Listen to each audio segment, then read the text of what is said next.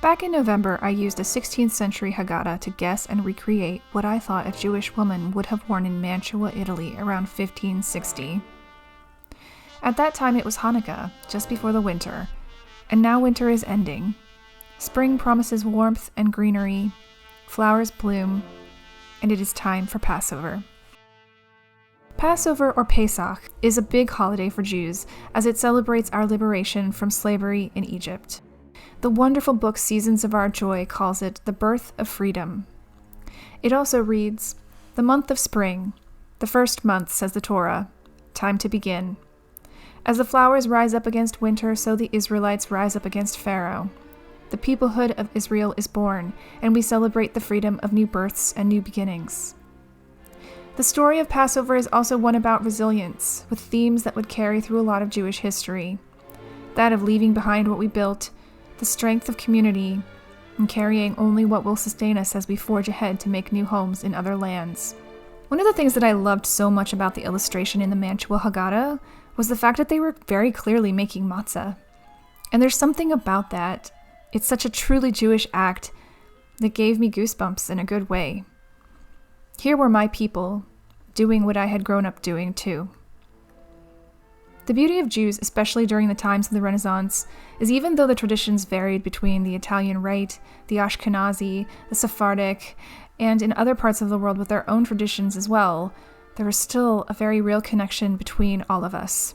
Jewish merchants had an advantage in trade for this very reason, and that connection has gone on for millennia, so that when I see a Jew in Haggadah, I can see myself too.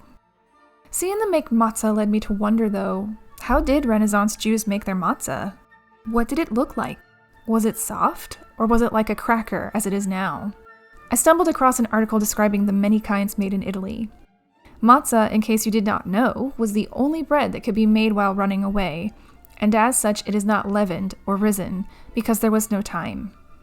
This ties to the tradition of preparing for the holiday itself, wherein all the hametz, or any bread products that are risen, need to be found and removed from the whole house, and everything is cleaned. In this print from a Venetian Haggadah in 1609, we see Jews cleaning the home, doing some sort of ritual cleansing of the vessels, and making matzah. And here, from another part of the Mantua Haggadah of 1560, you can see them looking for the hametz and cleaning. Jews illustrated here are going through the Seder, or the ceremonial service held at the dinner table. The story is told, and several traditional foods are eaten, each symbolizing a part of the story.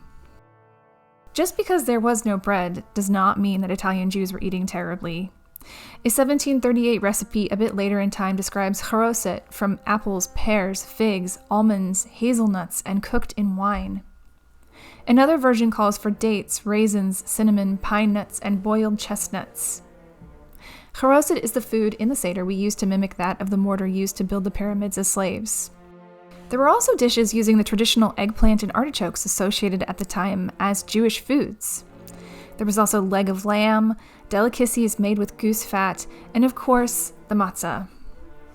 Interestingly enough, though, there are actually edicts from Venice that tell us that non-Jews really liked matzah, and as such, laws were enacted to stop that. It's understandable why they would be so tasty considering that there were three kinds: the plain, the one that was made strictly for the Seder, and the third kind, so-called the rich kind, made in Ancona, and so sought after, it was ordered and sent to the Jewish homes in Venice.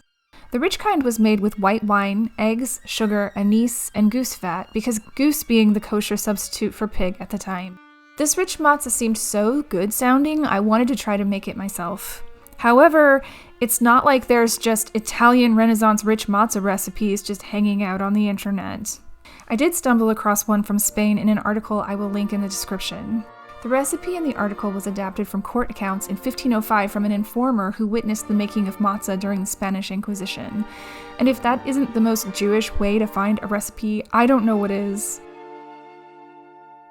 I can't imagine the absolute terror of trying to practice the strict laws of Passover in secret to avoid persecution during the time. Literally celebrating the story of Jewish liberation while it was simultaneously unsafe to be openly Jewish. And yet here we are. We are here. Proof that our ancestors did not fade away, and that the Jewish tradition still lives on. Many Spanish Jews fled Spain during the Inquisition and came to Italy. So it's actually not so strange to think a similar recipe existed in 1560. And the recipe actually sounds a lot like the kind made in Ancona. So with that, it felt only fitting to wear my 1560 outfit and get to making matzah in my clearly historically accurate kitchen. For the purposes of making this video, I should note that I do not follow the strict laws of cleaning my home during Passover, so if I make mistakes, that's why, and I'm also not really a cook. We will need 4 tablespoons of honey, some pepper, some cloves, actually historically accurate, a bowl, I guess, these things,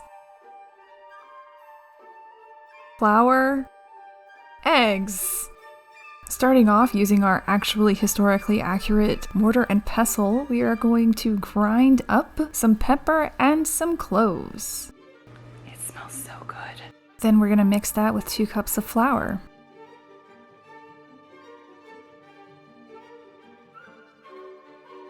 Probably should have put an apron on first. Oh well. Oh, and we need white wine. Time to mix all of the gooey things together. Fun.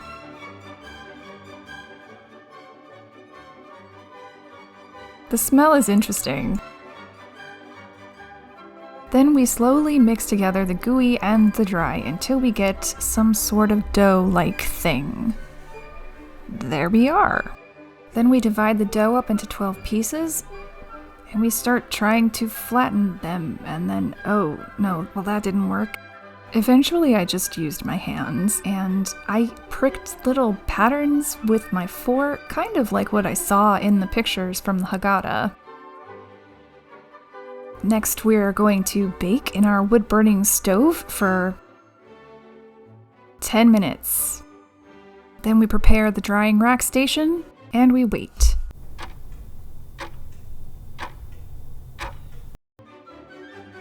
Well, they didn't rise, so that's good.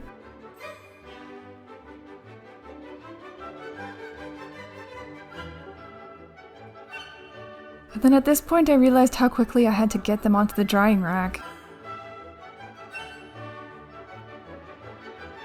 This is definitely a soft matzah, which actually did exist back then.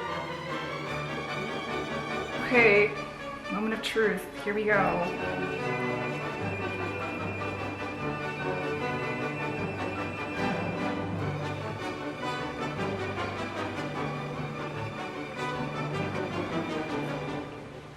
Pretty bland. Needs more spice. But if we're comparing it to like the matzah of today, which is also very bland, this is kind of nice. Matzah, the bread of our resilience. If you liked this video, I know you're gonna like the one where I actually make this costume. Hag Pesach Sameach, my salty possums. Here's to new beginnings and the strength of our ancestors.